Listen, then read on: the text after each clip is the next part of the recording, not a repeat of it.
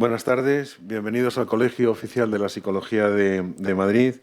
Y hoy tenemos, bueno, pues a un gran ponente, Luis Fernando López Martínez, y un tema pues muy delicado, pero desgraciadamente pues, bueno, muy al día, sobre todo en los centros escolares, supongo también pues en gabinetes que nos dedicamos a psicología educativa. La idea es, bueno, hacer digamos, un aterrizaje sobre qué dificultades hay, qué tipo de prevención, cómo orientar también incluso a los profesores, a los tutores y el psicólogo educativo qué es lo que tiene que hacer, ¿no?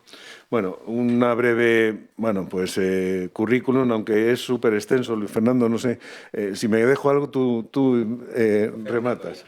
Bueno, psicoterapeuta, director general de ISNIS, Psicología y Formación, director del área sanitaria, investigador, profesor universitario y sobre todo él lleva dirigiendo pues este área de conductas suicidas que desde el colegio, desde el Colegio de la Psicología, pues se está haciendo. Así que creo que tenemos una gran oportunidad de escuchar a una persona súper experta en este tema.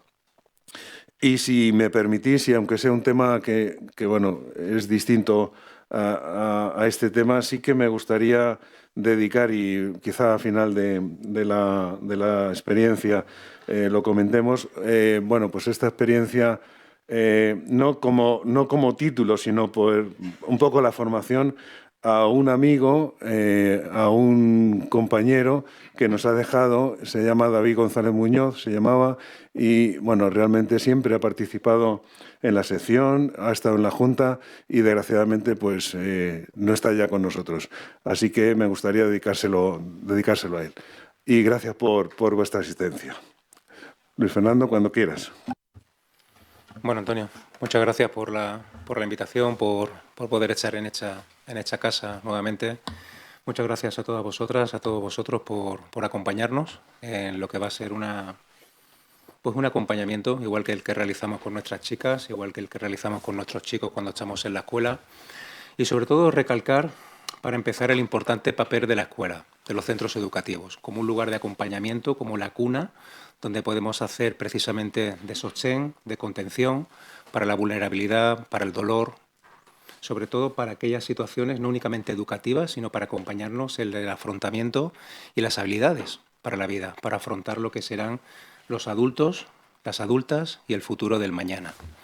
Y fijaos que cuando hablamos de vulnerabilidad, cuando hablamos de desarraigo, cuando podemos hablar de desajustes emocionales, muchas veces transitan lo que a mí me gusta llamar las tres grandes Ds, que son el dolor, por el sufrimiento, por la vulnerabilidad, por el desamparo, por no sentirse vistos, queridos, reconocidos, por esa necesidad de pertenencia, de validación constante que a veces las redes sociales e Internet han traído en nuestro día a día, han traído a nuestra realidad, por la desesperanza, entendida como un futuro donde no se van a estar libres, donde no se van a sentir competentes, eficaces, seguros para poder desarrollar sus afectos, sus apegos, sus miedos y sobre todo la desconexión que a veces sienten con uno mismo, que sienten con los demás y que van a sentir con el mundo.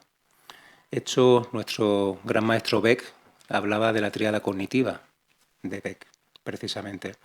Y nos habla de cómo este dolor, esta desconexión y esta desesperanza se va a vehicular en cómo van a relacionarse profundamente con sus iguales, con sus pares de iguales, donde la escuela va a ser precisamente la cuna, el hogar, donde van a poder depositar y donde van a poder desarrollar esas competencias y esas habilidades para poder afrontar los vaivenes que la vida sin duda les va a traer.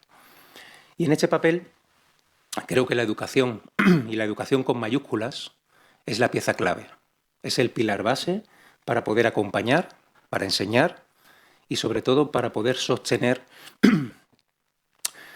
los afectos, los vínculos, las esperanzas, las desesperanzas, los desencuentros, para poder fortalecer la autoestima, para poder fortalecer el autoconcepto y para poder desarrollar adultos resilientes y fuertes en el mañana.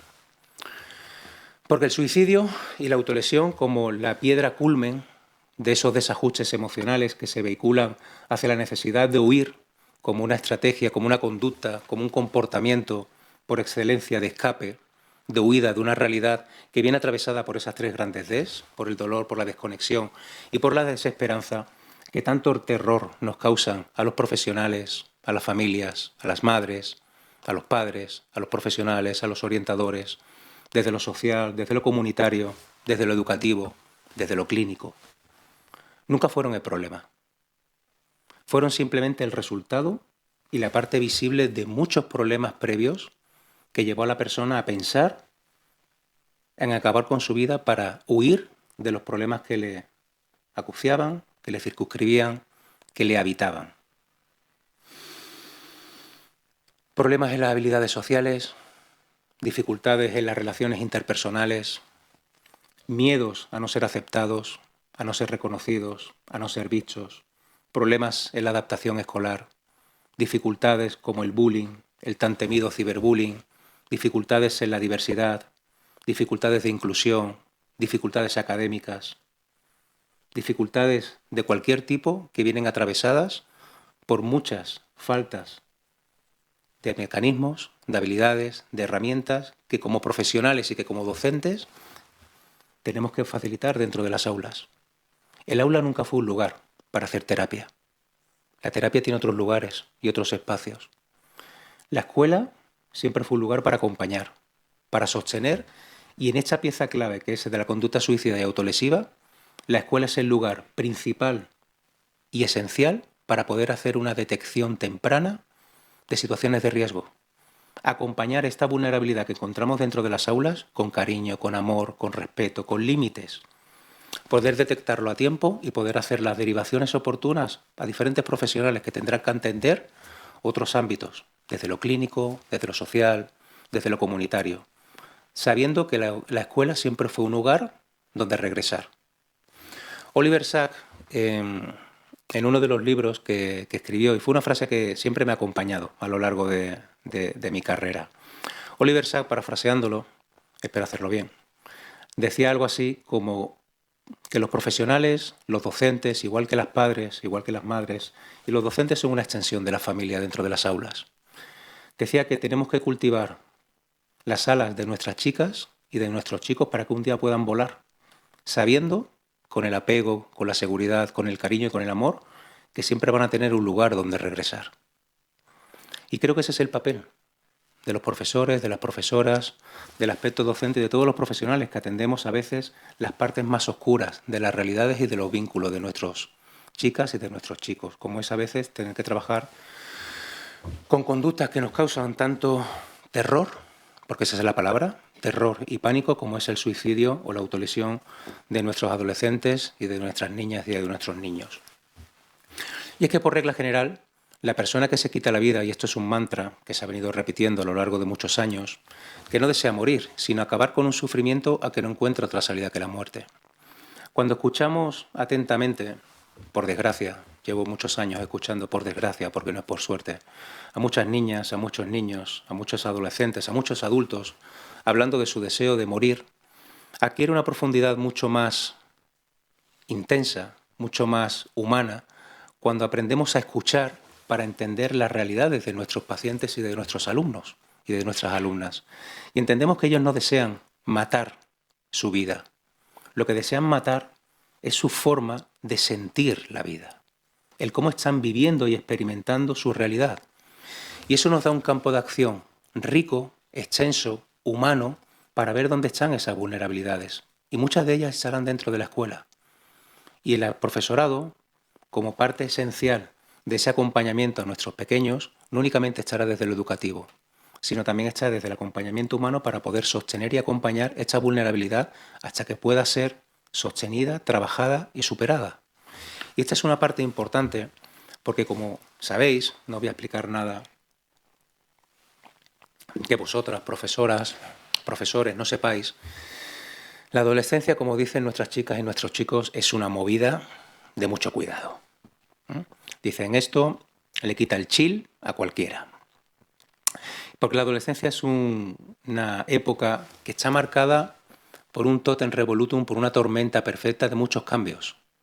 Cambios que tienen que ver con el proceso de individuación familiar, el proceso de autonomía que van adquiriendo como personas adultas, que se van desarrollando con su propio sentido y propósito de vida, con su propio sentir, con su propia forma de entender y de amar y de odiar aquello que no le gusta. Por la toma de conciencia y por la aceptación de una imagen corporal donde la red social, donde las tecnologías de información y de comunicación han generado una cultura hedonista, feroz y atroz. Y fijaos cómo esta conducta hedonista, con la necesidad constante de pertenencia, la necesidad constante de validación, permea la formación de la propia identidad, de los propios afectos, de los propios apegos. Y esto indudablemente condiciona sus relaciones sociales, condiciona a sus amigos, sus parejas, sus primeras rupturas, sus primeros desengaños amorosos. Y de ahí entendemos que los retos y los desafíos permean en esta sociedad contemporánea digitalizada. Nos ha generado lo que Zygmunt Bauman, este gran filósofo que nos dejó auténticas joyas para poder releer y repensar una y otra vez, nos ha generado una sociedad y unos contactos líquidos.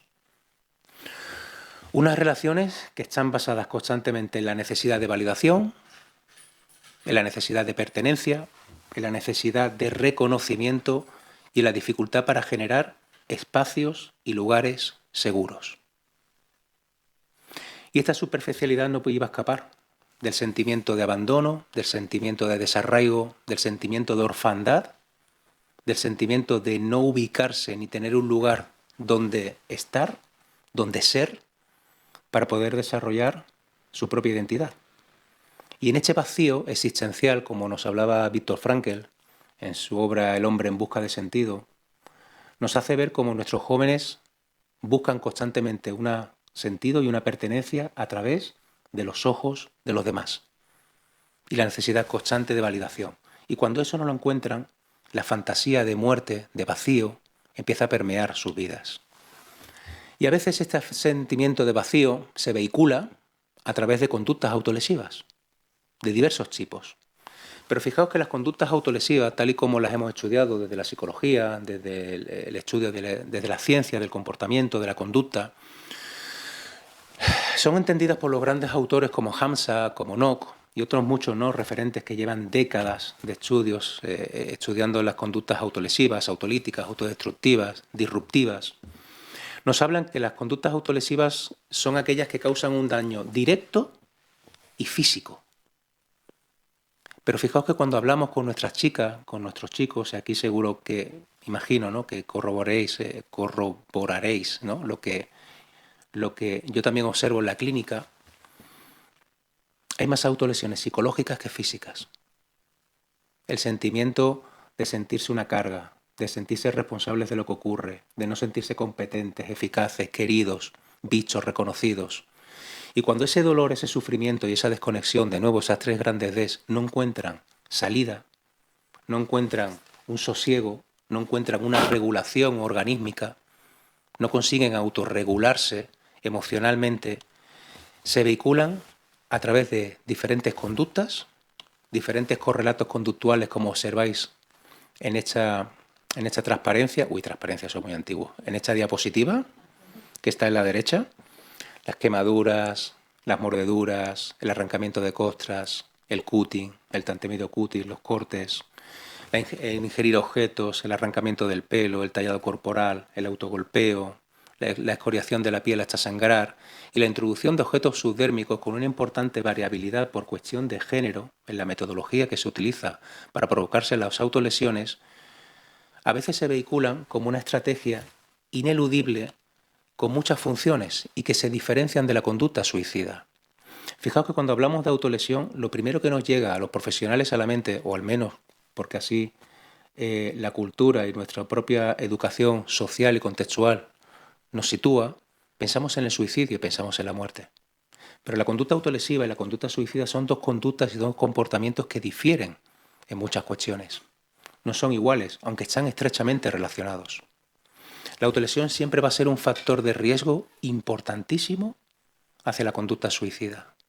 Y lo importante es poder acompañar poder detectar de forma temprana señales y signos de alerta dentro de los entornos educativos para poder conocer qué tipo de conductas y comportamientos se dan en nuestro alumnado, porque a veces están tan ocultos, tan silenciados, tan fuera de la esfera observable y visible de la docencia, que resultan de muy difícil detección, precisamente por el conocimiento y la información que obtienen, como veremos, a través de las redes sociales e Internet y los diferentes grupos de pertenencia, estas tribus digitales, donde se unen y generan grupos de pertenencia basados en la identidad de la clínica como señal de identidad, en la conducta autolesiva suicida como señal de identidad. Pero fijaos que lo importante, cuando hablamos con nuestras chicas, con nuestros chicos, es entender, o al menos cuando hablamos con los profesionales, con ellas, con las familias, cuando hablamos con los padres, con las madres, cuando hablamos con nuestros propios compañeros de despacho, dentro de las tutorías, dentro de las juntas, dentro de las secciones, ¿no?, clínicas, siempre hay una pregunta que permea el centro de la cuestión, y es ¿por qué lo hacen? ¿Por qué se autolesiona? Con el tiempo, y escuchando a mis chicas, a mis chicos, escuchando para entender cómo ellos ven el mundo, cómo sienten su realidad desde sus ojos, no desde el mío, escuchar para entender y no para responder, entendí que lo importante no era el por qué, lo importante era el para qué lo hacían, de qué les servía, cuál era la función que representaba esa conducta, porque eso me determinaba y me ayudaba a poder entender su realidad y desde sus ojos poder acompañarle, detectar riesgos de forma temprana y hacer los ajustes, derivaciones y acompañamientos necesarios y alertas oportunas a las personas que estábamos obligadas, ética, moral y humanamente, para ayudarles a superar esta crisis temporal que estaban experimentando y que estaban viviendo.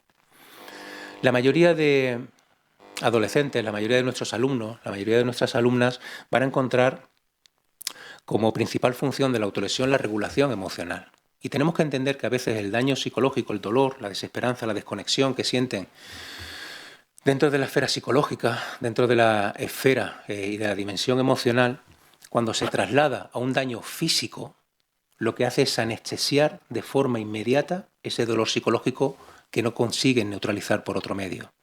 Y aquí se produce un proceso de condicionamiento simple, operante, que vosotras bien conocéis, ¿no? Aquí Skinner y Pavlov con sus ratitas y sus perritos lo explicaría seguro mucho mejor.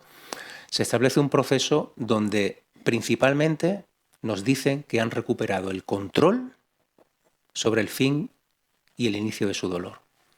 Recuperan el control sobre sus vidas.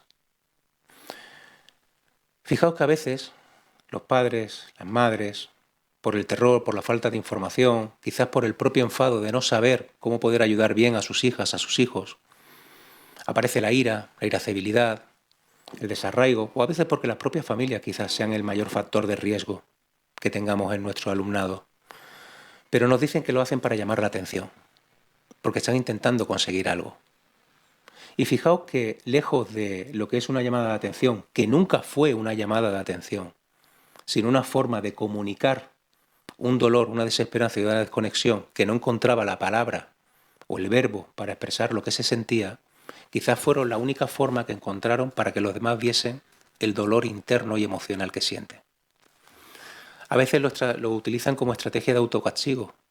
Y tenemos que entender que cuando se autocastigan, lo vemos mucho en los trastornos de conducta alimentaria, en las desregulaciones como rasgos disfuncionales de la personalidad, en muchos adolescentes que tienen rasgos disfuncionales sobre todo de tipo limítrofe del clúster B de la personalidad, problemas y disfuncionalidades que tienen que ver con las funciones y las disfunciones del apego, que tienen que ver también con procesos de depresión, que tienen que ver con ansiedad, con situaciones de mucha vulnerabilidad como determinantes sociales. A veces lo utilizan como una técnica de autocastigo y tenemos que saber valorar por qué se sienten responsables y culpables de una realidad que les ha tocado vivir, porque es un fuerte y una fuerte señal de riesgo y un riesgo que tenemos que intentar modular desde el sentimiento de responsabilidad y de culpa que siente. En ocasiones por asegurar el sentido de sí mismo o como estrategia antidisociación. Lo vemos mucho en chicas, en chicos que han sido agredidos físicamente, con agresiones sexuales. Lo vemos con chicos y con chicas con un inicio temprano de consumo de tóxicos, marihuana, hachís, donde han tenido sus primeros brotes psicóticos breves inducidos por sustancias, donde a veces la autolesión les devuelve la realidad del aquí y el ahora y les permite, a través de la autolesión, anclarse a una realidad para permitirse a veces simplemente concentrarse en poder estudiar. Pero la autolesión se ha establecido como una conducta y un comportamiento para ellos saludable para poder atender sus responsabilidades y sus obligaciones. ¿Y cuál es el problema de esta conducta? Que no hay conciencia de problema. Se ha normalizado la autolesión y se ha normalizado el comportamiento autolesivo como una estrategia útil para poder seguir con sus obligaciones y sus responsabilidades, porque el resto del grupo y sus pares de iguales hacen lo mismo. Y eso les genera un sentimiento de unión y de pertenencia. Y a veces los chicos se autolesionan porque hay una autolesión con intencionalidad suicida. Piensan en la muerte, pero la autolesión les autorregula. Por lo tanto, ¿es un factor de protección? Ni de lejos. Es un factor de riesgo la autolesión. Pero en esos momentos la autolesión es la estrategia, o al menos como ellos lo dicen, de Fernando, es que si no me autolesiono, el siguiente paso era acabar con mi vida. Y con la autolesión se puede trabajar. Con lo que no se puede trabajar es con la muerte.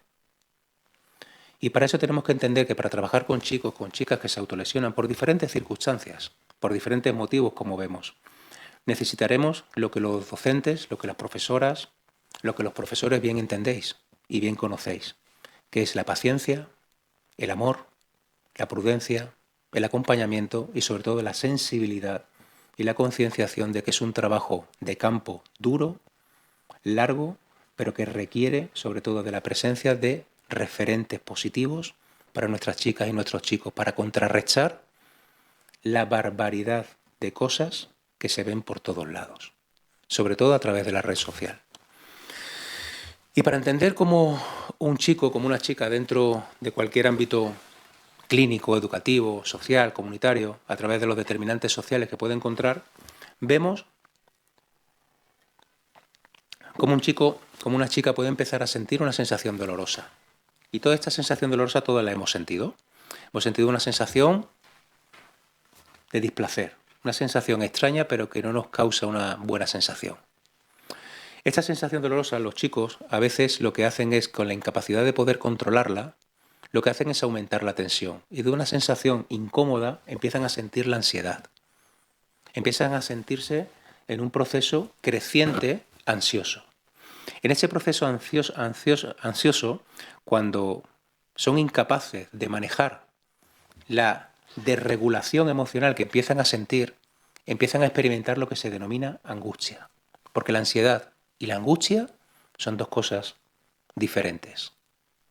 Y ante esta incapacidad, ante esta pérdida, de nuevo, de control que sienten para poder regularse, a veces vehiculan a través de una conducta autolesiva que hace que todo el espectro de las sensaciones dolorosas, el aumento de la tensión y la incapacidad de manejo y expresión emocional desaparezcan de inmediato y encuentran un alivio y un cambio del estado emocional inmediato.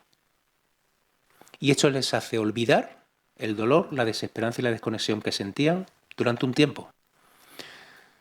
Y aquí ocurren dos cosas. Uno, que hasta hace muy poco tiempo, y ocurre todavía en muchos alumnos, en muchos pacientes, sentían emociones aparejadas como la culpa, la vergüenza, la ocultación, que hacía que de nuevo apareciese la sensación dolorosa. Y estamos encontrando una seria dificultad porque entre el alivio y la culpa y la vergüenza estamos encontrando una fuerte problemática que es que no hay conciencia de problema. Hay una normalización de la conducta autolesiva. Y encontramos una fuerte dificultad porque las chicas y los chicos no ven un problema en la autolesión. Lo ven como algo deseable, en el cual no hacen daño a nadie y a ellas y a ellos les sirve. ¿Y cómo podemos trabajar con una chica, con un chico que no ve la conducta como un problema? ¿Cómo empezamos a trabajar cuando no hay una motivación para el cambio? Quizás lo primero que tenemos que trabajar será una fuerte alianza humana, sensible, para hacer ver que hay otras alternativas saludables en las que no tengan que hacerse daño para poder regular eso que siente. Que empiecen a adquirir la conciencia de problema. Quizás por ahí es por donde deberíamos empezar, ¿verdad? Y para eso necesitamos formación y saber cómo hacerlo. para poder acompañar ante estos momentos de vulnerabilidad y de dolor a nuestras pequeñas y a nuestros pequeños. Y fijaos que para esto tendremos que entender el modelo explicativo de los beneficios y el mantenimiento de las autolesiones, el modelo tetrafactorial de autolesiones de NOC. Esto, como le digo a muchos de mis alumnos en la universidad, pues esto es un follón entenderlo, de mucho cuidado. El modelo tetrafactorial. He intentado resumir en una diapositiva que vamos a entenderlo con un ejemplo.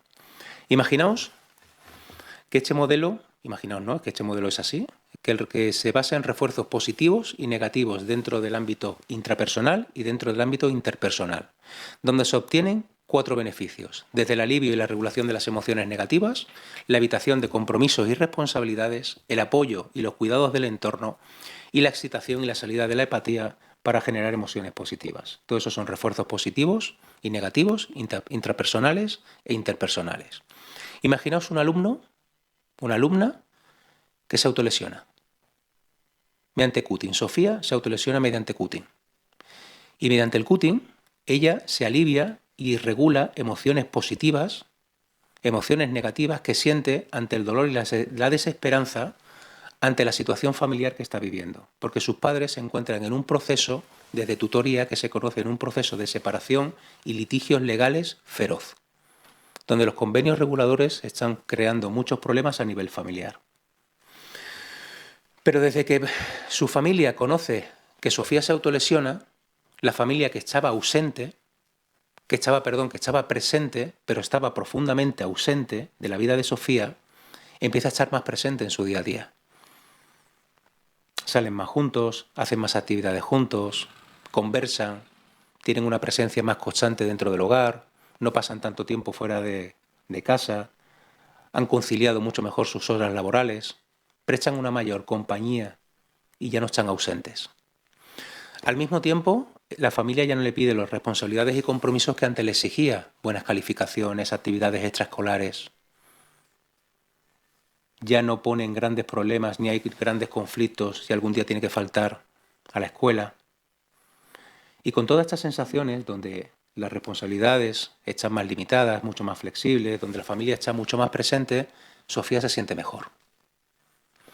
Fijaos que cuando trabajamos desde lo clínico, si no entendemos este modelo tetrafactorial, no podemos llegar a entender que el trabajo se inicia por la familia, porque la autolesión quizás fue la conducta que estaba regulando la disfuncionalidad del sistema. La autolesión fue la forma en la que Sofía encontraba para que sus padres, para que la familia, para que su madre, para que su padre estuviese más presente, para que la exigencia familiar no fuese tan desaforada de sus capacidades presentes y donde simplemente necesitaba sentirse mejor por el miedo y el terror que le causaba perder a uno de los miembros de la familia. Por lo tanto, ¿el trabajo clínico cuál es? ¿Fijarnos en la autolesión o empezar a trabajar el sistema? Quizás desde la escuela, como bien sabemos, en nuestras chicas y en nuestros chicos, desde los entornos académicos, el trabajo no empieza por el alumno, empieza por la familia. Empieza porque la familia comprenda lo que está ocurriendo a sus chicas y a sus chicos y que a veces tiene que ver con los afectos, con los vínculos que mantienen, con lo que parece que es un problema clínico, que lo es, y donde se tiene que trabajar, pero donde profundamente se tiene que trabajar lo familiar, lo social, lo educativo y sobre todo lo sistémico. ¿Verdad que con este ejemplo se puede entender muy bien que la autolesión tiene unos beneficios principales, pero unos beneficios secundarios? Y entender esta relación y la complejidad de este sistema nos ayuda a entender por dónde empezar a trabajar. Y entender que el problema no únicamente se circunscribe a nuestra alumna y a nuestro alumno, sino que el problema siempre es sistémico. Y cuando hablamos de autolesión, ineludiblemente tenemos que hablar de la detección temprana, de cuáles son las señales de alerta que como docentes, que como profesionales tenemos que atender dentro de los entornos académicos. Fijaos, cuando hablamos de señales de alerta de la autolesión, tenemos que asegurarnos que no hay ideación ni intencionalidad suicida. Y esto hay muchas formas de poder preguntarlo, pero desgraciadamente, ¿verdad?, por el tiempo que tenemos no nos da tiempo como a ahondar, ¿no?, profundamente en cuáles serían las preguntas, las estrategias, ¿no?, y cómo se podría acompañar desde el ámbito educativo, desde orientación, para poder hablar de todas estas cuestiones. Pero la idea principal es que desde la función tutorial, desde el profesorado, una vez que se detecten determinadas señales, poder hacer un acompañamiento sensible, empático, cálido hacia el equipo de orientación. Y el equipo de orientación poder valorar determinadas situaciones de riesgo. Y si se valoran esas situaciones de riesgo, poder hablar con las unidades de bienestar, con consejería, con inspección educativa o con profesionales o con la familia para poder ver qué atender y cómo atender a nuestro pequeño. Pero lo más importante es tener protocolos claros de saber qué hacer cuando encontramos situaciones de riesgo y sobre todo la formación adecuada para sostener y contener en estos primeros momentos algo que ineludiblemente va a marcar un antes y un después en la confianza de nuestro alumnado para continuar y poder hablar con otros profesionales. Pero muchos de los signos bien los conocéis, ¿no? Síntomas de abandono, de falta de higiene, depresión, desesperanza, ira contenida, irritabilidad, falta de motivación, interés en las cosas, cambios de humores repentinos, comportamientos desadaptativos o de riesgo, el uso y el abuso repentino de alcohol y de drogas, que por desgracia está muy presente dentro del alumnado cada vez de una forma y de una precocidad mucho más elevada. Empiezan a consumir alcohol y drogas con 13, 14, incluso con 12 años. Los cambios repentinos e inexplicables en las rutinas, los desajustes en los hábitos alimenticios y de sueño, de la expresión de sentimientos de inutilidad, de fracaso, de desesperanza, la disminución de los rendimientos académicos, la falta de energía.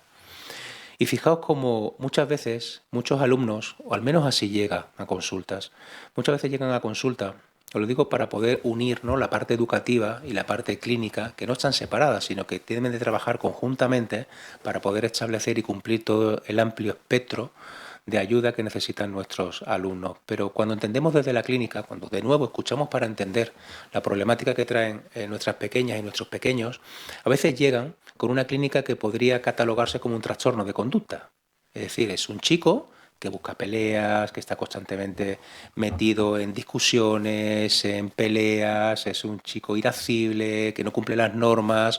Podríamos decir que podría catalogarse como un trastorno negativista desafiante, un posible trastorno de conducta.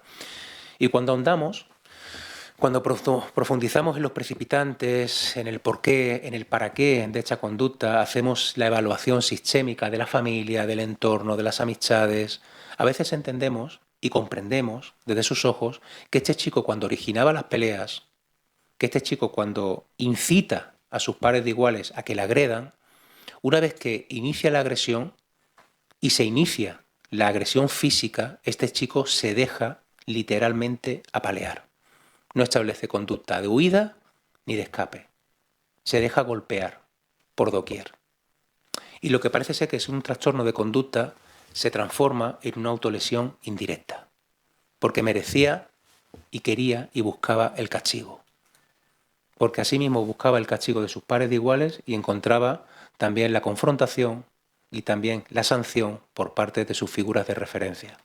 Simplemente para saber si le acompañaban, si le querían, si le entendían, o si le ofrecían alternativas a simplemente que era un chico que no cumplía las normas. Buscaba la sanción, pero en lo más profundo de su ser, lo que buscaba era la comprensión. Y cuando entendemos esto, el estar con nuestros chicos cambia.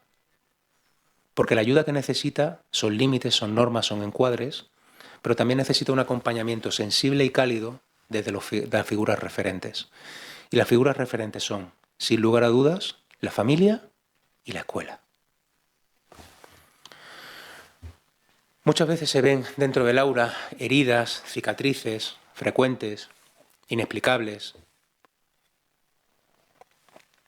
Alumnos que sufren frecuentemente heridas, la expresión a través de las redes sociales, a través de otros compañeros que explican su intención de hacerse daño, la negativa a quitarse prendas de ropa, mostrar su cuerpo cuando tienen que hacer educación física, cuando tienen actividades extraescolares, evitan ir a sitios que requieran mostrar partes de su cuerpo, llevan ropas del cuerpo, llevan ropas que cubre todo el cuerpo, aunque no sea la época del año más idónea para llevar esta ropa. Van en verano aquí en Madrid, en junio, con 40 grados, van con sudadera, aunque ellos digan que su outfit es muy chulo, pero pasa mucho calor, no es algo normal.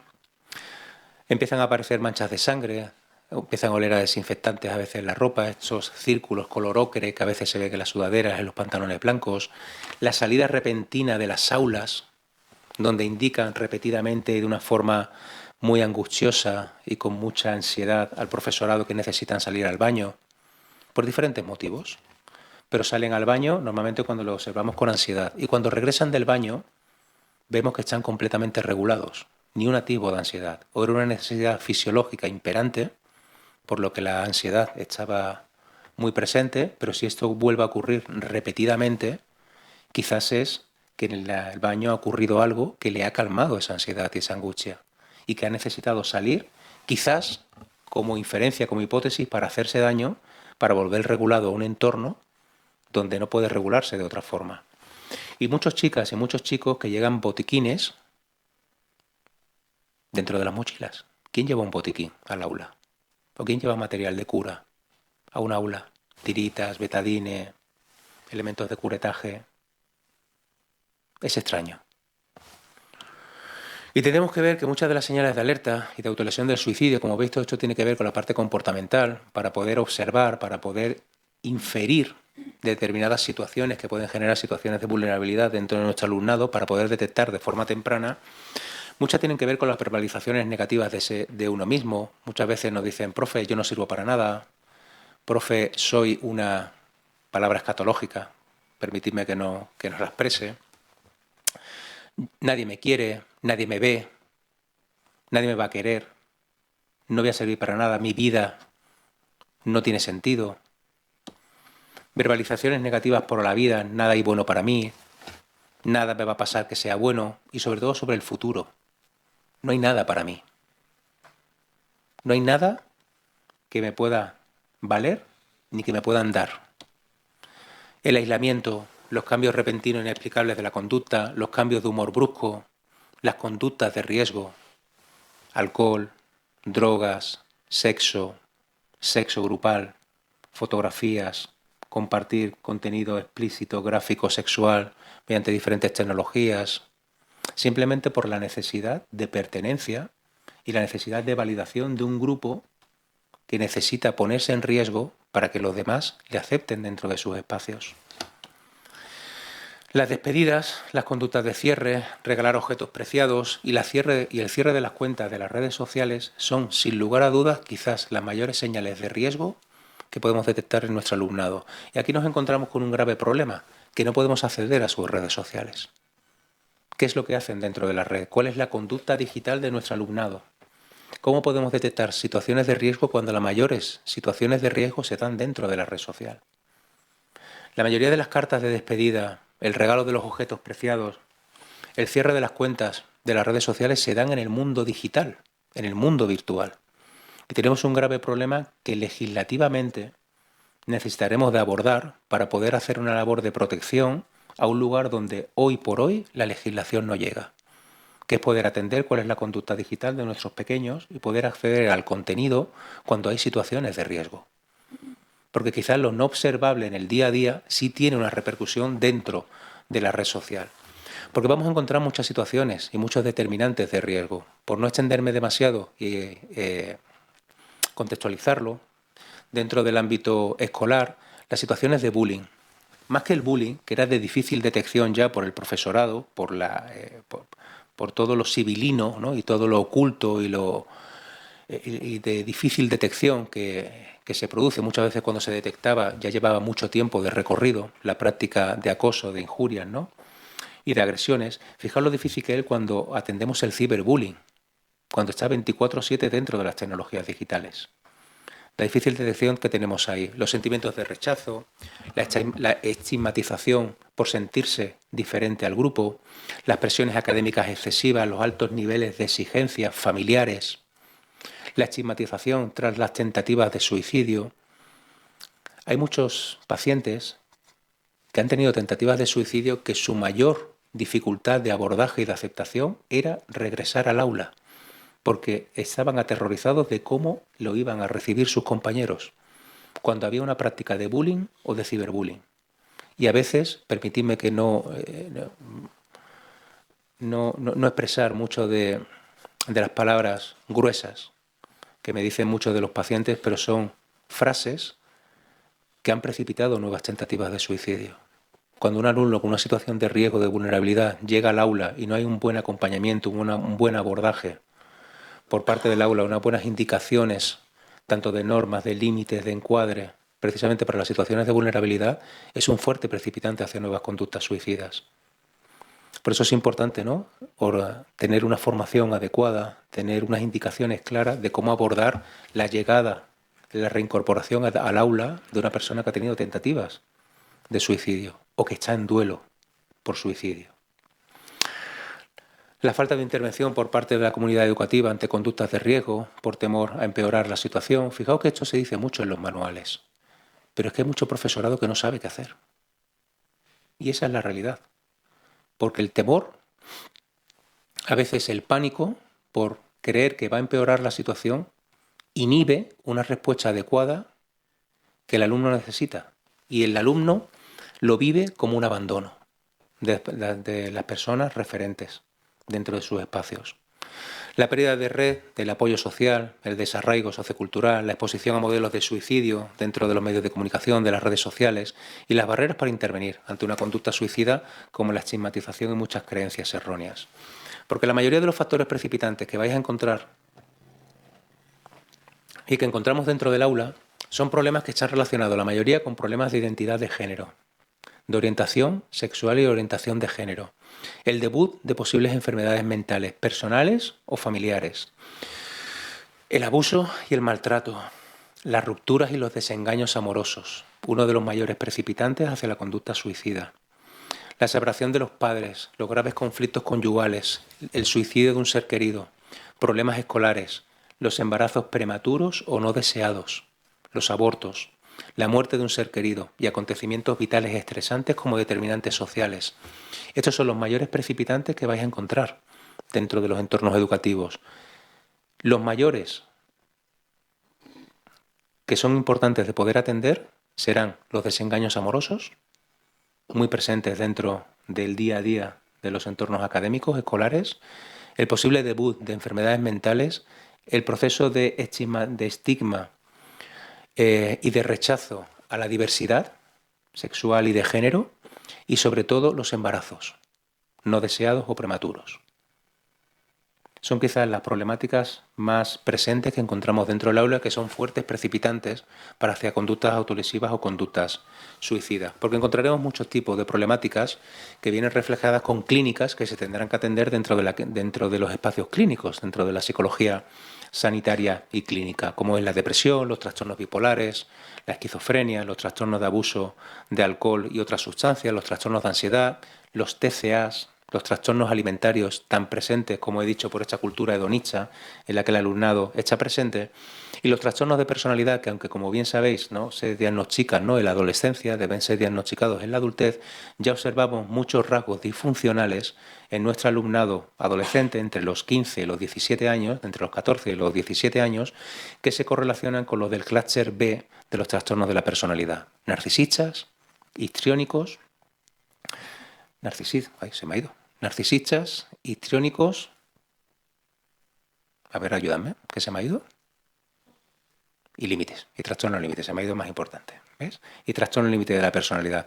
Y del clúster C, los trastornos obsesivo-compulsivos. Fijaos también el impacto que tiene la dopamina y las formas de conducta que tienen las redes sociales para generar conductas que tienen que ver con la obsesión y con la compulsión para disminuir la ansiedad a través de las nuevas tecnologías digitales, o cuando cuelgan una fotografía y ven cuántos likes o cuántas validaciones han recibido. Todo esto perpetúa posibles vulnerabilidades previas, clínicas, que puedan tener algunos de nuestros alumnos.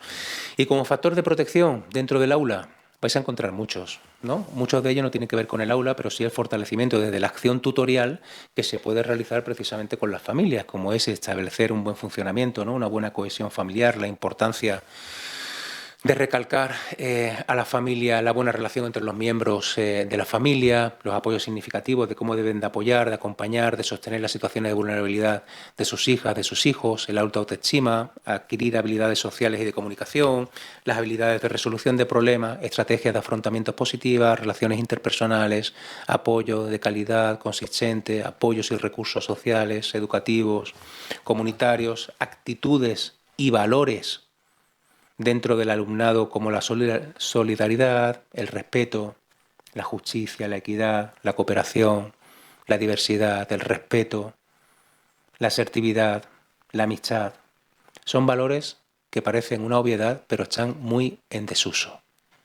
Están muy olvidados por esta juventud que necesita de un acompañamiento sereno, prudente y sobre todo muy humano. Pero lo que sin duda podemos hacer dentro de la escuela, lo que sin duda podemos hacer dentro de nuestras familias, dentro de cualquier entorno, no tiene por qué ser educativo ni clínico, puede ser simplemente un entorno social, cualquiera que sea. No hay mayor factor de protección que el hecho de alguien que se siente querido en su vulnerabilidad, que se siente visto, reconocido en sus heridas, en su vulnerabilidad, y alguien que ve tus heridas y se queda y no se marcha para entender cuál es la realidad que te ocupa, que te habita, para poder simplemente transitar hacia un lugar donde la amabilidad de ese acompañamiento te lleva hacia otro lugar. Y el hecho de sentirnos queridos, vistos y reconocidos, quizás sea el mayor factor de protección que podamos nosotros ubicar y atender dentro de las aulas. Todos recordamos a ese profesor, a esa profesora. Todos recordamos a quién nos vio, a quién nos acogió y quién nos sostuvo en nuestros momentos de mayor dolor. Y eso es un aprendizaje que se clava en el alma de las personas. Porque quizás lo más importante no es entender cuáles son los factores de riesgo y los factores de protección. Eso bien, muchos de ellos bien lo conoceréis. Pero los factores precipitantes es importante que los tengamos en cuenta. ¿Qué tendría que pasar o qué pasa para que uno de nuestros chicos se haga daño? ¿Qué tendría que pasar para que uno de nuestros alumnos llegase a pensar en el suicidio e iniciar la conducta que quizás sea incompatible con la vida? Fijaos que todo esto, cuando hablamos con ellos, hay muchas estrategias de comunicación dentro de los entornos educativos con los que se puede hablar con nuestros alumnos para detectar estas situaciones de riesgo. Eso es hacer una detección temprana. Eso no es una intervención, es una función de evaluación educativa para ver situaciones de riesgo. Pero tenemos que saber cómo preguntar, porque el preguntar no va a llevar a generar más riesgos. Quizás sea la oportunidad para poder acompañar a esa situación de vulnerabilidad, donde sentirnos y donde sentirse acompañado para poder transitar hacia el acompañamiento con otros compañeros de otras profesiones y de otras disciplinas que tengan que atenderlo, sabiendo que siempre va a tener, como decía Oliver Sacks, un lugar donde regresar y poder seguir hablando y evaluando lo que le ocurre.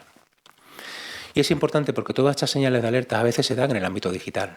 Las publicaciones en las redes sociales, los comentarios en los foros, en los chats en línea, los comportamientos y la búsqueda de información sobre el suicidio y la autolesión, los mensajes de despedida y planes suicidas, la participación en comunidades en línea pro suicida o autolesión.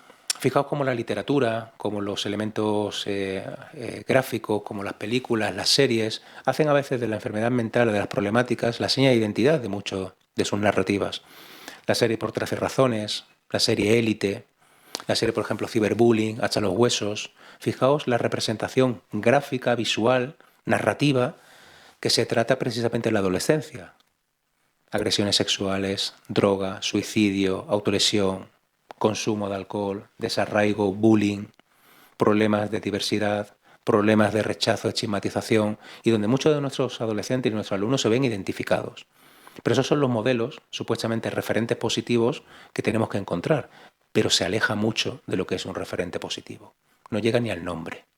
Por lo tanto, también tendremos que darle una vuelta como comunidad educativa, clínica y como profesionales, de poder también generar espacios para contrarrestar la influencia que la red social y la literatura y la narrativa a veces tienen, porque son muy bestseller y son primeras líneas editoriales y son están en las primeras, en el ranking, en los 5 primeros puestos de los rankings de las grandes distribuidoras, ¿no?, de series y de películas.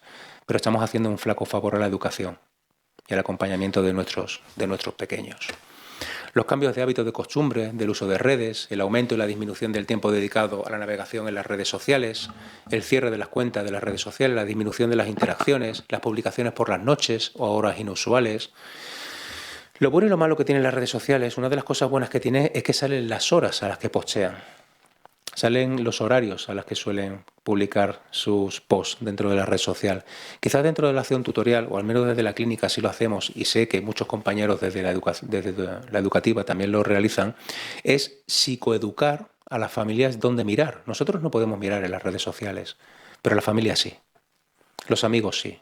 Y quizás cuando publican a altas horas de la noche, a las 2, las 3, las 4 de la mañana, quizás es que esa noche se ha desvelado y ha estado publicando a esas horas. Pero si publica un día, otro día, otro día, otro día, otro día, y esto es una norma, y esto es algo que se ha generado un hábito, si está publicando a altas horas de la noche, ¿qué es lo que no está haciendo? Dormir. Y una persona que no duerme no puede estar regulada, está desregulada. No va a atender problemas de concentración, de memoria, de atención, irascibilidad. Y esto va a generar un efecto bola de nieve que le va a dificultar mucho su día a día, donde también la red social también es un mecanismo de detección temprana. Pero para eso también tendremos que psicoeducar a las familias de que nos ayuden a poder mirar allá donde el profesorado no llega. Porque las familias también tienen una parte de responsabilidad en poder ayudarnos a atender mejor a sus hijos y ver si las problemáticas conductuales, educativas, académicas, escolares que presentan sus hijas o sus hijos tienen una explicación fuera del aula. Las publicaciones e imágenes de contenido de carácter autolesivo, contenido triste, culpable, estados de ánimos negativos, los tipos de emojis utilizados. Uno de los grandes problemas que encontramos en el alumnado, permitidme la expresión, no es una frivolidad, es que son auténticos analfabetos emocionales. No saben hablar de sus emociones. Cuando hablamos de sus emociones, cómo te hace sentir, qué es lo que te ocupa, háblame un poco de cómo te sientes. Saben decir bien o mal.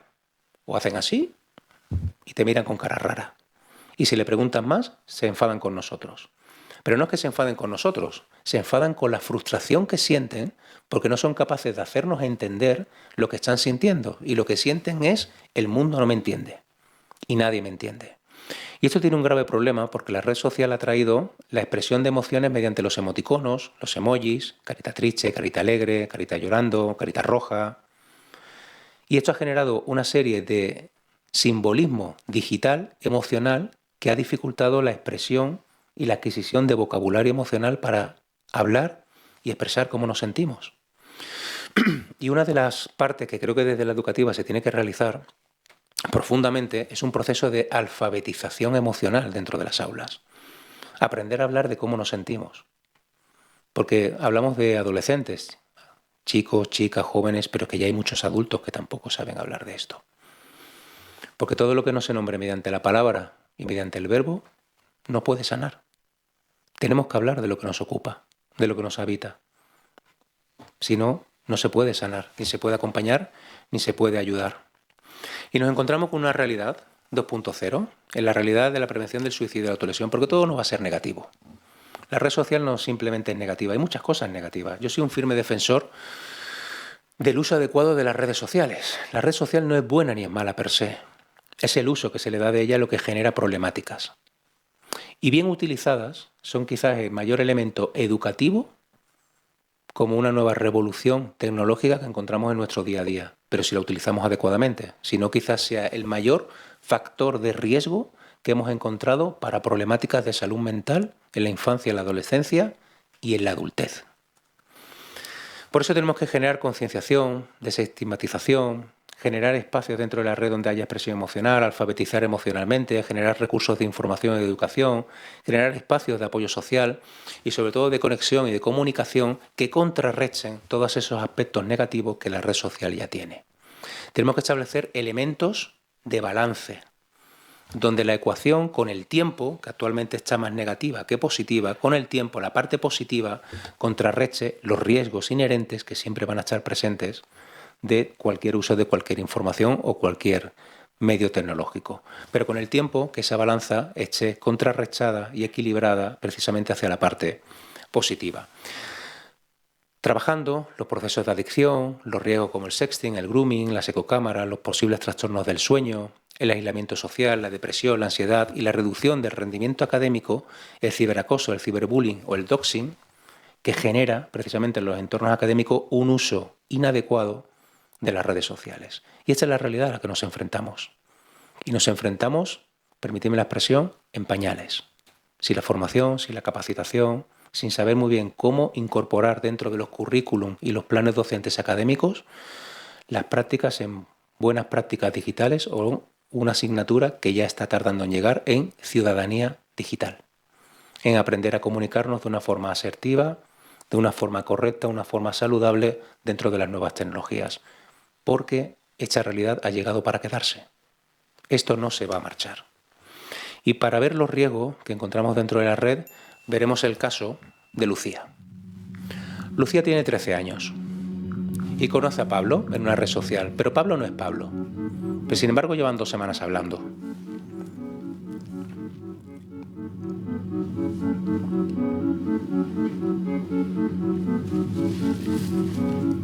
Como veis, el lenguaje que se utiliza en la red es corto, conciso. Y Pablo utiliza un lenguaje muy similar a como lo haría un adolescente. Y por la necesidad de pertenencia, se colocan en situaciones de riesgo donde uno se tiene que sentir valorado, importante, visto, reconocido. Y a veces por la necesidad de reconocimiento, se colocan en situaciones de riesgo donde mandan fotografías, contenido explícito.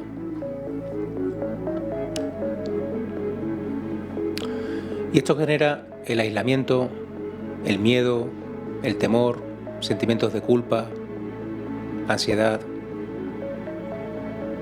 Y donde las peticiones por el temor a ser depelado siguen aumentando en intensidad. Lucía tiene 13 años. Pero Pablo no. Pablo no se llama Pablo, se llama Juan. Y tiene 48 años.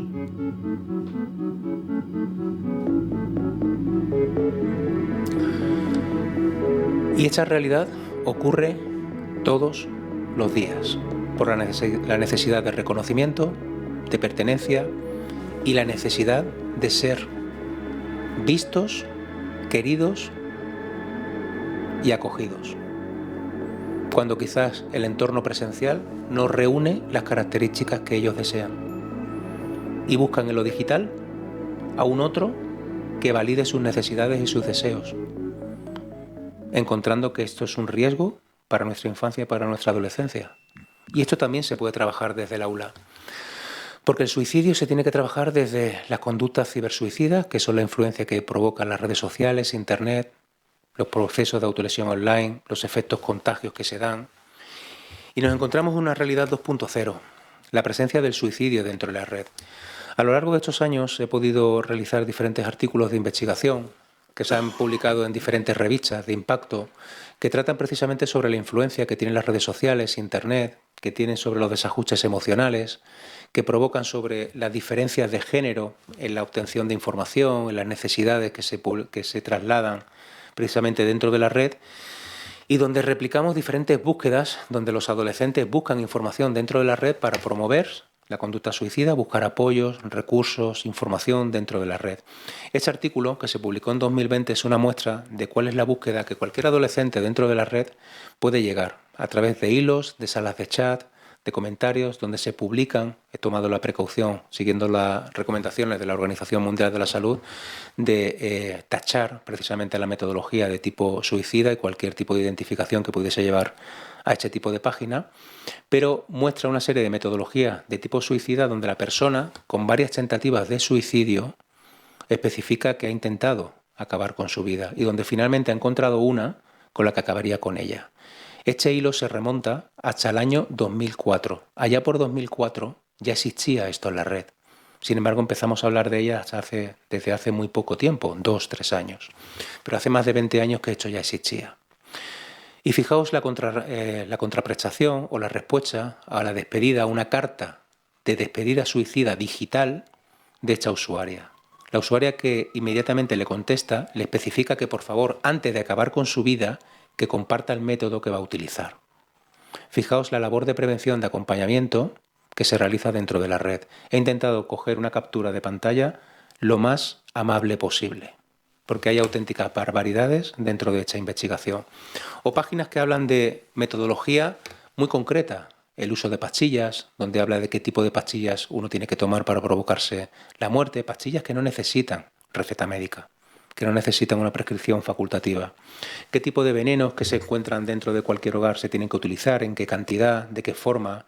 ¿Cómo tienen que seccionarse los vasos sanguíneos? ¿La dirección? ¿De qué forma? ¿Qué tipo de pastillas? ¿O qué naturaleza? ¿O qué marca de pastillas tienen que utilizar para evitar la rescatabilidad una vez que se seccionen los grandes vasos sanguíneos, para evitar la coagulación sanguínea y con ello dificultar la rescatabilidad? ¿Cómo tienen que dirigir los gases dependiendo de algunas herramientas que podemos tener dentro del hogar?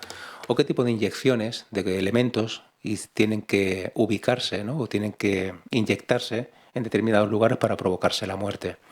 E incluso páginas que cuando tenemos la suficiente alianza terapéutica con nuestros pacientes, aparecen y buscan información en la red donde y cuando el suicidio y el dolor y el sufrimiento se convierte en lo que ellos llaman un business, un negocio. Comprar Nembutal por internet. El Nembutal es pentobarbital sódico. Pentobarbital sódico es los medicamentos eutanásicos que utilizan los veterinarios para eutanasiar animales. Evidentemente esto es una página fake, porque dudo mucho, fue denunciada en su momento, pero dudo mucho de que con la legislación y las precautorias, ¿no? Y afortunadamente, ¿no? Las fuerzas y cuerpos de seguridad que tenemos en nuestro país, la legislación que tenemos protege mucho todo lo que es la entrada y salida de medicamentos, igual que con las armas de fuego. Evidentemente eso es una página fake, pero quizás lo más peligroso de este tipo de páginas son los hilos de conversación como canales de comunicación que se establecen dentro de estas páginas. Fijaos en el lado derecho los mensajes de muchos adolescentes, de muchas personas que se comunican en este tipo de páginas por un interés concreto y conciso que es acabar con la vida. Medicamentos para morir, forma de suicidarse sin dolor, cómo suicidarse sin dolor. Y aquí se establecen auténticas comunicaciones prosuicidas entre miles de personas que tienen una ideación autolítica y suicida, cuando muchos de ellos son adolescentes y menores vulnerables. Y sabemos que uno de los mayores factores de riesgo que encontramos en la adolescencia es, y en la adultez, la cercanía con una persona que tiene conducta suicida, por el efecto contagio, el efecto imitación que a veces se produce cuando no hay una herramienta o un mecanismo de prevención, de protección o de intervención que minimice o que equilibre las situaciones de riesgo. Imaginaos un adolescente de 16 años que se pone en comunicación con 1000 personas con la misma ideación suicida de diferentes franjas de edad y con diferente naturaleza y evolución de su conducta suicida. Esto es un riesgo que tenemos que limitar. No es que no hablen en la escuela, no es que no hablen con los padres. Es que lo necesitan porque ya su necesidad de poder hablar y comunicarse está expresada dentro de la red. Y nosotros tenemos que neutralizar o intentar hacer un balance desde la escuela, desde lo clínico, para contrarrestar el efecto pernicioso que tiene la red social. Y quizás esta sea la parte más urgente que tenemos que atender dentro de la escuela. Porque la dictadura del like está presente por doquier. La necesidad de validación del grupo, la necesidad del apoyo y la integración entre los iguales, la necesidad de sentimientos de pertenencia, el anonimato en el que se sienten reforzados para poder hablar, comunicarse, obtener recursos para dañar, para injuriar, para pedir, para necesitar. Los procesos de desarraigo de la identidad real versus la identidad digital en la que se sitúan, donde este alter ego, donde se sienten situados, dificulta contactos reales significativos y con propósito. Por eso esa sociedad líquida cada vez está más presente y permea más las vulnerabilidades de nuestra adolescencia y de nuestra propia humanidad y la retroalimentación que se obtiene a través del grupo. ¿Pero por qué son importantes, en definitiva, las redes sociales dentro del aula? Porque ellos necesitan conectarse con personas de su misma edad para relacionarse. Es que no pueden hacerlo dentro del aula, con sus pares de iguales. ¿Cuántas de vosotras, cuántas de vosotros veis a grupos de chicas, de chicos, que están con los móviles estando juntos, enseñándose unos a otros el móvil en vez de hablar entre ellos? Y no hace falta que sean chicas o chicos. ¿Cuántos de nosotros en cualquier restaurante, en cualquier lugar, está con el móvil, menos haciendo y estando presentes? Estamos presentes, pero ausentes. Necesitan experimentar nuevas sensaciones y necesitan correr riesgos. Eso es parte de la maduración. Es parte del proceso de crecer. La asunción de riesgos, pero riesgos medidos y riesgos adecuados a la edad. Porque las figuras referentes, la escuela, el profesorado, la familia, te hace de red. En esa asunción de riesgo que tenemos que aprender también a sostener. Nosotros tenemos que ser la red en la que ellos puedan experimentarse sin la necesidad de tener que experimentarse en situaciones de riesgo y ser valorados socialmente. Necesitan ser reconocidos. Tenemos que plantearnos cuántas veces les decimos lo que no hacen bien, lo que pueden mejorar, lo que deberían de fortalecer y qué pocas veces les decimos lo bien que hacen las cosas, porque se supone que deben de hacerlas. Todos necesitamos que nos vean, que nos reconozcan y que nos digan que a veces hacemos las cosas bien y que también las cosas que no hacemos bien. Pero se puede también contrarrestar ese balance, porque lo que está bien hecho, pues parece que se tiene que dar y lo que no se tiene que señalar. Y eso ocurre mucho con las reseñas de Google. Cuando hay muchas reseñas negativas, todos nos apresuramos a hacer una reseña negativa, pero cuando nos han atendido bien es que les choca hacerlo bien. También es bueno poder reconocer lo que uno hace bien y ellos lo necesitan, porque ese me gusta será un me gusta analógico en vez de un me gusta virtual de algo que no tiene sentido, ni propósito, ni forma. Reconectándolos de nuevo con la presencialidad que sostiene, que acoge y que habita. Por lo tanto, tenemos que humanizar las pantallas. Tenemos que escuchar. Y tenemos que sostener el dolor, la desesperanza y la desconexión. Tenemos que cultivar y aprender y enseñar dentro de la escuela a cultivar la empatía digital. Y sobre todo a fortalecer y proteger los vínculos, las relaciones, los apegos. Volver a recuperar el apego que un día perdimos en el camino. Y para eso podemos hacer muchas cuestiones. Yo voy a decir cómo yo lo hago, que no significa que sea lo correcto, significa que es lo que a mí me sirve para llegar cuando se verbaliza la idea de morir dentro de un espacio donde necesito poder aplazar la decisión de que mi chica o de que mi chico muera, para adquirir un compromiso no de quitar las ideas de suicidio, eso nunca se tiene que hacer ni la idea de autolesión. La idea principal siempre es aplazar la decisión, ganar tiempo, para acompañar, para sostener y para intervenir donde tengamos que intervenir. Y para esto se puede realizar en 5 fases, o al menos yo lo he dividido en 5 fases para hacerlo más entendible. Validar la emoción, confrontar la conducta, generar ambivalencia, aplazar la decisión y aportar recursos de ayuda. Validar la emoción sería generar una empatía bien dirigida y decirle, Sofía, por ejemplo, yo no me puedo poner en tu lugar. Ojalá pudiese ponerme en tu lugar, aunque solamente fuese un minuto, para entender la profundidad del dolor que veo que te causa lo que te está ocurriendo. Y me gustaría que me ayudases a entender cómo es este dolor que me estás contando, para poder ayudarte de la forma que necesitas.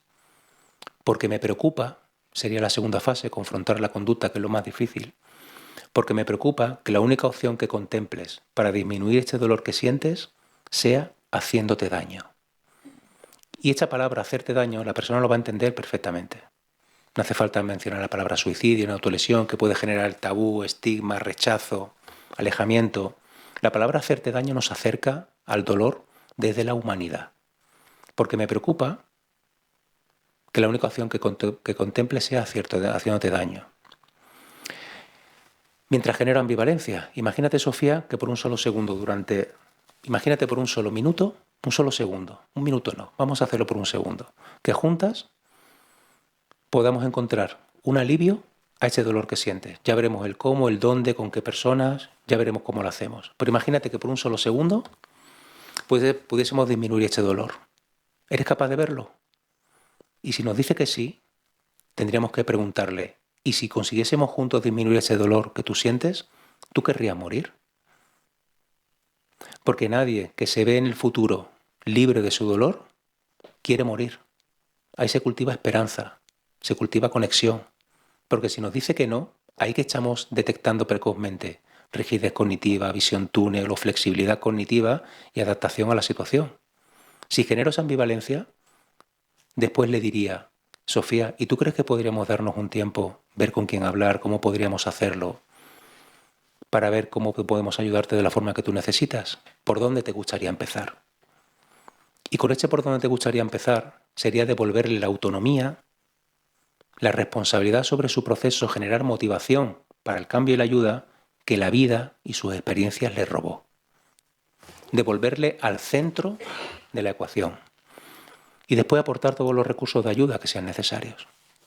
Pero únicamente desde ahí podremos acompañar en estas fases sin que la persona se sienta enjuiciada, presionada, y donde el contacto humano, como decía Jung, cuando hemos chocado ese alma humana, apenas seamos otra alma humana.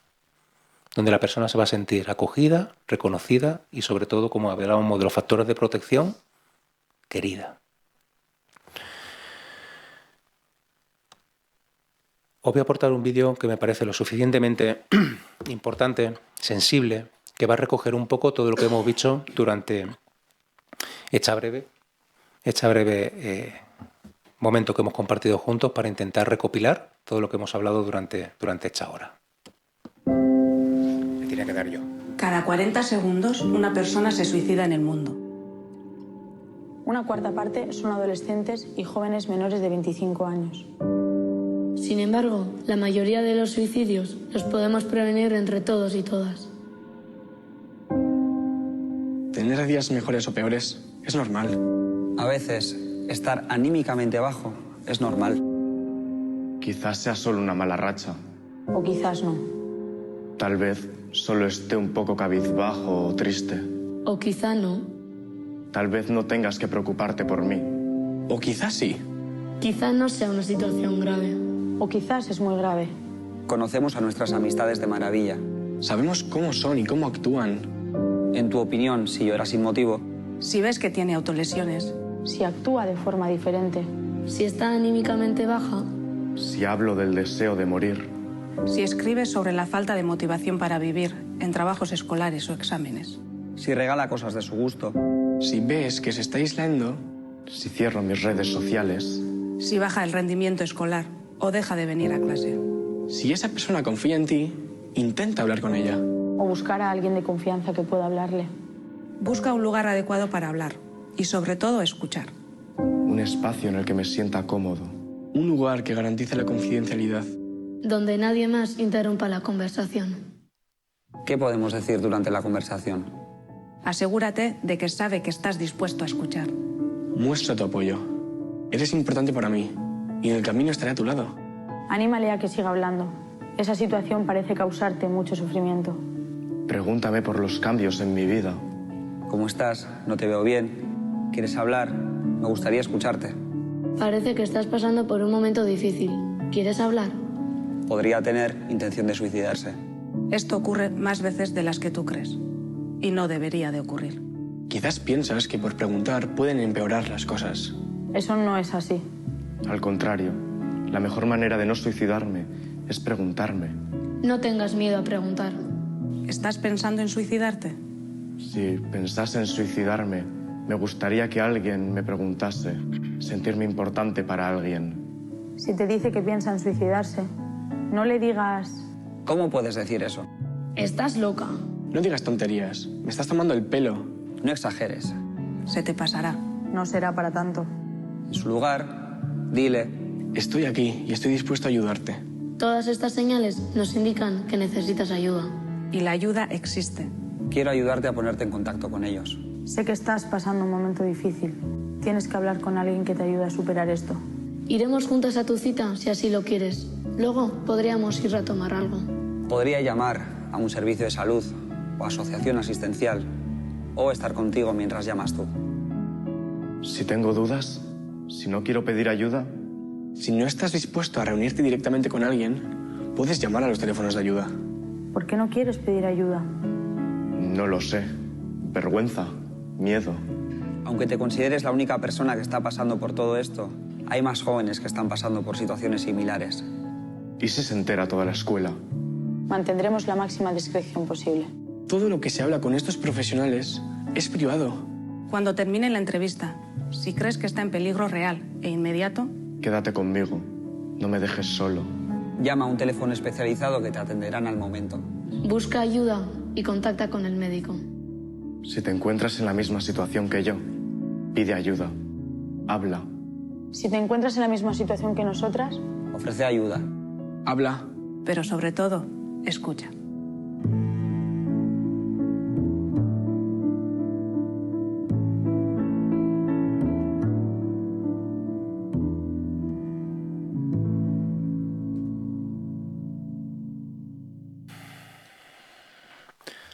A lo largo de, si me permitís un minuto y ya termino. A lo largo de los muchos o los pocos, no sé, quizás fueron pocos, de los años que he podido acompañar a otras personas, ¿no? En sus momentos de dolor, de desconexión, de desesperanza, me quedó algo claro, de las pocas cosas claras quizás que tengo, ¿no? Que mis pacientes, mis alumnos, mis alumnas siempre fueron mis mejores mentores, mis mejores profesores. Y ellos me permiten equivocarme. Porque si hay una buena alianza, hay un buen acompañamiento, si realmente somos personas que ponemos en el centro a las personas, si simplemente nos acompañamos en nuestra vulnerabilidad y en nuestro dolor, desde otra mirada, desde otra posición, pero siempre desde la horizontalidad del encuentro, aunque tengamos roles diferentes, ellos nos permiten equivocarnos. Y con el tiempo aprendí que cada vez me equivoco mejor, porque ellos lo permiten.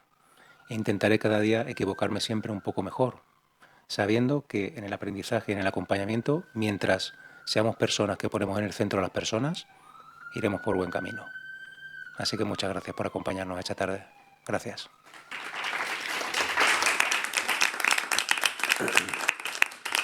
Bueno, pues muchas gracias. La verdad que nos has dejado con el último vídeo un poco, pero bueno, realmente muy interesante.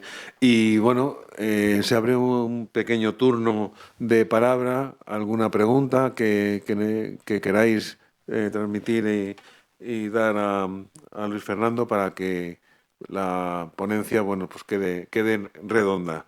Así que tenéis la palabra. Sí. Fernando, no me ha quedado muy claro la parte esta del final de lo de confrontar la conducta. Si puedes explicarlo un poquito más a fondo. Sí. Fijaos, gracias por la pregunta, me parece muy oportuna. Fijaos que cuando intentamos acompañar a las personas, intentamos muchas veces aliviar la tensión o la angustia que sienten. Y más que la necesidad de aliviar la tensión y la angustia que siente la persona, se hace muchas veces porque intentamos aliviar la tensión o la angustia que nos genera a nosotros cuando escuchamos lo que traen las personas. Cuando validamos la emoción, tenemos que al mismo tiempo confrontar la conducta problema. Y esto no siempre es sencillo. Cuando yo valido la emoción de la situación que estás viviendo, porque es una situación muy desaforada, muy intensa, muy dolorosa para la persona, validamos la emoción. Pero si no confrontamos la conducta, implícitamente estamos validando la conducta. Porque no estamos hablando de lo que realmente es el problema, que el problema también es lo que le ocurre, pero también es lo que intentamos prevenir. Y confrontar la conducta se puede hacer de muchas formas. Se puede decir, pero no tienes que pensar en el suicidio. El suicidio pone fin a todo, ¿no? Es que no debes de pensar en eso. Lo que estamos estableciendo es un tabú, estamos estableciendo un silencio, estamos estableciendo una barrera donde la persona de nuevo va a experimentar lo que se le ha dicho por muchos lugares. Y va a decir, aquí tampoco es el lugar para hablar de esto. Sin embargo, confrontar la conducta tiene que ser algo más sensible. Tiene que ser algo desde una preocupación genuina que acompañe la validación de la emoción que siente la persona. Por eso es porque me preocupa y me preocupa que la única opción que contemples para disminuir este dolor que sientes, fíjate que rescatamos la validación de la emoción, sea haciéndote daño. Estoy confrontando la conducta directamente, pero de una forma muy sensible, muy humana. Y la persona no va a vivirla ni a experimentarla como un silencio, como un tabú, como un señalamiento, como una confrontación. Va a ser como un encuentro sensible, un encuentro que acompaña y que te hace reflexionar sobre que quizás haya otras alternativas que no sea causarte la muerte para huir de este lugar. Tampoco nos han enseñado a confrontar, ¿no? Y hacemos lo mejor que podemos con las herramientas que tenemos. Por eso digo que es tan importante la formación, no una formación teórica. El papel lo aguanta todo, como bien sabemos, ¿no? una capacitación técnica de cómo poder hablar, al menos con las cuestiones básicas, con nuestras chicas y con nuestros chicos, porque la parte clínica se tiene que atender desde otro lugar, pero estos momentos son especialmente sensibles y como vosotros bien sabéis, las palabras importan, porque las palabras construyen o destruyen, pero el eco que queda siempre es eterno. Por lo tanto, es importante utilizar bien las palabras. Gracias. ¿El consumo de sustancias se puede considerar como tal una forma de autolesionarse? Cuando el consumo... Sí. ¿El consumo de sustancias puede ser una forma de autolesión? Sí. Cuando el elemento de ocio recreativo ha pasado a un segundo plano y uno busca el daño provocado por el consumo de sustancias, sí. Sí es una autolesión. Tanto igual que el sexo, igual que cualquier tipo de actividad de riesgo, actividades deportivas. Y te pongo un ejemplo que además se está dando mucho en adolescentes jóvenes. Muchos adolescentes se están apuntando a diferentes gimnasios donde hacen diferentes artes marciales, tipo full contact, kickboxing, boxeo, donde literalmente se apuntan a estos gimnasios para que le peguen. Porque ellos no quieren aprender realmente lo que es la disciplina. Ellos buscan una actividad social y valorada socialmente, es decir, no va a haber una crítica sobre que se apunten a estos lugares para que otras personas le peguen. Eso es una autolesión indirecta. Pero es un abuso también de sustancias o de actividades de riesgo. ¿Este tipo de actividad es una autolesión? Sí. ¿El abuso de sustancias es una autolesión? ¿Puede ser una autolesión indirecta? Sí. Igual que los tatuajes. Exactamente igual. ¿Los tatuajes es una autolesión? No, pero en determinadas circunstancias y situaciones sí puede ser una práctica también autolesiva. Y hay bibliografía científica, ¿no?, que corrobora también estas cuestiones. Cualquier actividad, cualquier consumo, cualquier circunstancia, ¿no?, entendida como para provocar un daño, y ese es el objetivo de la búsqueda, es una autolesión. Lo que a veces socialmente pasará desapercibida, pero es una autolesión. Gracias. La continuidad con el trabajo... ¿Era para mí? Perdón. Creí que era para mí. En lo que refería antes, ha hecho muchas referencias a la familia. Y en el tema de la clase ha dicho que era muy importante pues tener un poco cuidado cómo se hace eso. Yo, por desgracia, es una cosa que hago habitualmente, ¿no? Pero me estoy dando cuenta que el problema que tienen los chicos y chicas que yo tengo no son la familia, ¿eh? Muchos son los iguales y se sienten solos. Y las redes sociales que tienen de apoyo no son mínimas, es que son nulas. Y muchas veces las intervenciones tienen que ir a ver cómo podemos hacer amigos. O sea, porque el sentimiento de soledad, además de la ausencia de sufrimiento y validación, es el sentimiento de soledad. La soledad les deshace como en el desierto a alguien que se muere de inanición. Yo pienso en el desierto muriéndome de inanición y así pienso en los chicos y chicas que trabajo con ellos. Entonces, desde tu perspectiva, ¿cómo ves que debemos abordar el trabajo con los iguales? Es decir, ¿cómo fomentar la red social potente? Está bien el trabajo clínico individual, está bien el trabajo clínico o con la familia, y eso les va a validar mucho, ¿no? Porque eso es muy importante, pero es que la red social, al final, sus referentes son sus pares, a los adolescentes, más que los adultos. Entonces, yo ahí me siento un poco perdido, porque es que los chicos, es que no se me da muy bien, profe, es que no sé qué hacer, es que no sé qué... Y uno se siente, yo me siento indefenso, porque es muy duro, ¿eh? Que un chico, sí, con sus padres puede tener muy bien, pero es que los 12 chicos con los que me juntaba ya no me quieren ni ver, me rechazan. Entonces, no sé cómo gestionar eso, la verdad, en todo esto que has presentado. Gracias. Bueno, gracias por tu pregunta. Es una pregunta que nos llevaría, ¿no?, un tiempo, ¿no?, poder desarrollarla. Pero fíjate que rescato una parte que me parece importante que has podido mencionar. ¿Me permites que te tutee? Sí. Me parece importante de rescatar, porque se habla mucho de la soledad no deseada. Se habla mucho de la soledad no deseada en los adultos mayores, pero no se habla de la soledad no deseada en la adolescencia o en la infancia, ¿no?, que también está muy presente. Ese tiene el efecto de la sociedad líquida en la que nos encontramos, ¿no? En esa soledad donde se permea a través de la red social, donde tenemos la fantasía, la fabulación, ¿no?, la creencia de que estamos rodeados de una red de apoyo extensa, amplia, que nos ve, que nos reconoce, que somos pertenecientes, pero es un vacío existencial el que hay dentro de la red porque es un mundo hueco.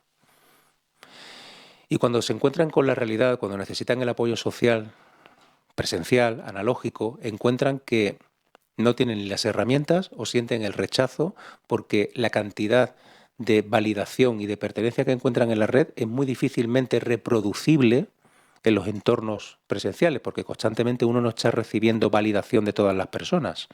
Entonces, este aislamiento progresivo que va alejando de la presencialidad a nuestras chicas y nuestros chicos lo va imbuyendo, inundando cada vez más con la necesidad de estar cada vez más tiempo dentro de las redes sociales, cultivando, ¿no?, toda esta parte que se va a convertir con el tiempo, sin lugar a duda, en una clínica, ¿no?, que se tendrá que intervenir desde otros lugares. Y creo que desde la escuela se tienen que rescatar los lugares de encuentro analógico. Se pueden realizar como muchas actividades, ¿no? Tarjetas de roles, tarjetas de problemáticas que se pueden dar, grupos, ¿no?, donde se pueden establecer actividades, donde se dan roles diferentes a las personas, cómo resolver los conflictos, cómo apoyar a personas que tienen dificultades, asegurándonos que estas tarjetas están indicadas o los roles que van a representar no son de las problemáticas que presentan, para ver cómo otras personas se sentirían, cómo podrían apoyarlo, cómo podrían acompañarse y ayudarlos a establecer estrategias y conductas y comportamientos comunitarios, sociales, donde puedan desarrollar habilidades para comunicarse, para relacionarse, que escapen de la red social. Encontrar encuentros de apoyo dentro de la escuela donde se favorezca habilidades para la vida, que es una parte muy importante. Me vais a permitir aquí, todas, me imagino, ¿no?, todos sois compañeros, compañeras de diferentes profesiones, pero aquí habrá muchas profesoras y mucho profesor, como lo soy yo, ¿no?, en otros ámbitos, en el ámbito universitario. ¿A mí de qué me sirve que uno de mis alumnos conozca todo el DSM-5, conozca todos los modelos teóricos, conozca al dedillo todos los manuales clínicos que hay, si cuando siente ansiedad de angustia no es capaz de regularse y no es capaz de establecer un equilibrio en su día a día, de forma que su vida se vuelve insoportable? Mi chico no ha aprendido nada. ¿De qué me sirve que sea un genio en un lugar si para el día a día no es capaz de sostenerse a sí mismo? Y tenemos que generar espacios donde las habilidades de la vida estén presentes para contrarrestar el efecto que tiene el mundo digital. Pero mientras no rescatemos dentro del aula los espacios analógicos, los espacios donde ellos se puedan experimentar en un sitio seguro, con diferentes roles, con diferentes tarjetas, con diferentes mecanismos, donde unos a otros vean y adquieran las habilidades de las que carecen o de las que tienen que fortalecer, creo que estamos haciendo algo mal como sociedad. Estamos generando académicamente chicos y chicas que pueden ser muy brillantes en determinados campos y disciplinas y ciencias, pero van a tener muchas dificultades en el día a día de la vida. La vida es otra cosa. Gracias.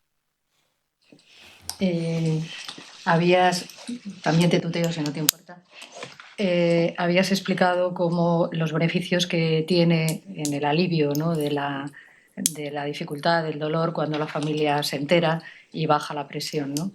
Yo lo que he visto fundamentalmente, no sé si es un referente o no, es que la familia en los primeros tiempos responde, pero después el adolescente queda aislado de otra forma. En su misma familia, porque no se puede mantener en el tiempo 1 año, 2 años la hiperpreocupación, y si además es una hiperpreocupación, pues peor todavía, porque no puede perdonarse o no puede ser perdonado. Quizá la dificultad de que los padres mantengan su propio trabajo terapéutico durante largo tiempo y lo trasladan directamente a mi hijo que está enfermo, ¿no?, o que es el problemático. No sé si eso lo ves desde tu experiencia también. Muchas veces la enfermedad, ¿no?, o el diagnóstico, la etiqueta, se utiliza como una descarga de responsabilidad por parte de las labores que tienen que efectuar la familia. Es que está enfermo. Bueno, me gusta quizás más hablar, cuando tenemos que hablar de términos técnicos, ¿no?, y términos científicos tenemos que emplearlo porque es un lenguaje que tenemos que utilizar, pero a mí me gusta más hablar de dificultades o problemas, porque lo hace más operativizable y mucho más humano. Cuando hablamos de enfermedad, todo parece que se circunscribe y se descarga la responsabilidad o la culpa o la obligación en una dificultad o un problema que tienen nuestros alumnos. La cuestión es que el monitoreo, la continuidad asistencial, ¿no?, y la continuidad del acompañamiento a la familia se tiene que realizar desde diferentes ámbitos, ¿no? Desde lo terapéutico, pero quizás más desde lo social, lo comunitario y lo educativo, para ver qué es lo que está fallando en la evolución para que la problemática o la dificultad se siga manteniendo, se haya exacerbado, haya evolucionado y no venga en remisión, que es precisamente la parte que queremos trabajar. Y a veces la familia, permitidme la expresión, pues hay que decirles, o al menos yo desde la clínica lo suelo hacer mucho, cuál es la parte de responsabilidad que ellos tienen en la problemática que tienen sus hijos. Y muchos padres y muchas madres se enfadan mucho, como se enfadarán con vosotros, porque nos dicen, que encima tengo yo la culpa.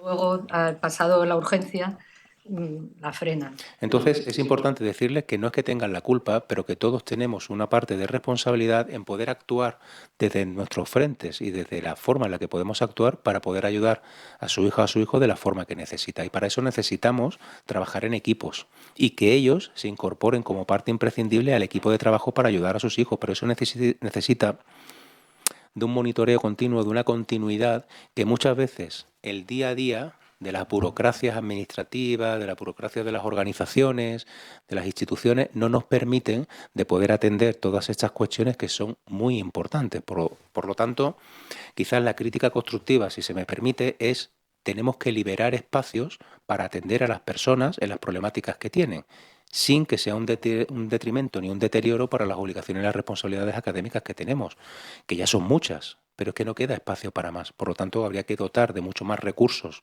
materiales y humanos para poder hacer un trabajo de calidad consistente y mantenido en el tiempo, ¿no? Es decir, hay que contratar y hay que contratar a más personal y tenemos que tener mucho más recursos, instalaciones y materiales para poder trabajar, ¿no? Y sobre todo tener la formación y la capacitación adecuada para poder trabajar en estos aspectos y la coordinación con diferentes aspectos, desde lo educativo a lo clínico, de lo clínico a lo social, y trabajar todos en equipo, porque si no, en cada ámbito todos hacemos lo que creemos que tenemos que hacer, pero vamos a ciegas, sin saber si lo que hacemos está siendo contrario a lo que se está realizando en otro punto, ¿no? Entonces la coordinación multidisciplinar en casos de tanto riesgo a mí me parece que es esencial, ¿no? Entonces también tendremos que vernos nosotros la parte que ineludiblemente pues también tenemos que trabajar para mejorar la calidad y el bienestar de nuestras pequeñas, ¿no? Y de nuestros pequeños.